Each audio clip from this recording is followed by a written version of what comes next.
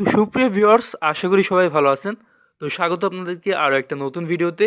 আর আজকে এই ভিডিওতে আপনাদের সাথে বিস্তারিত আলোচনা করতে চলেছি পে স্কেলের নতুন আপডেট নিয়ে। পে স্কেলের নতুন যেই খবর রয়েছে সেই আপডেটটা কিন্তু আপনাদেরকে আজকে এই ভিডিওর মাধ্যমে জানিয়ে দিব। তো চ্যানেলে যদি নতুন হয়ে থাকেন তাহলে অবশ্যই চ্যানেলটি সাবস্ক্রাইব করে রাখবেন। পরবর্তীতে বিভিন্ন ধরনের পে স্কেলে যে আপডেট রয়েছে যে সকল, সেই আপডেটগুলো সম্বন্ধে বিস্তারিত জানার জন্য। তো আর দেরি না করে সরাসরি ভিডিওতে চলে যাচ্ছি, মূল বিষয়ে চলে যাচ্ছি।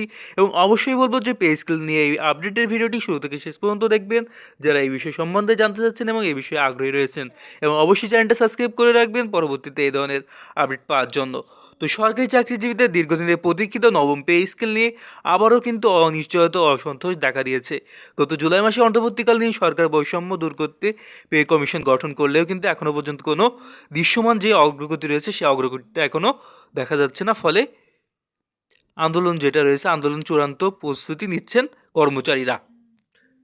তো দেখুন, মূলত 15 ডিসেম্বরের মধ্যেই কিন্তু গ্যাজেট প্রকাশের দাবি করা হয়, কিন্তু দাবি পূরণ না হয় সরকারের পক্ষ থেকে কোনো সদরও কিন্তু উত্তর না মেলার ফলে রাজপথে নামার সিদ্ধান্ত নিয়েছেন।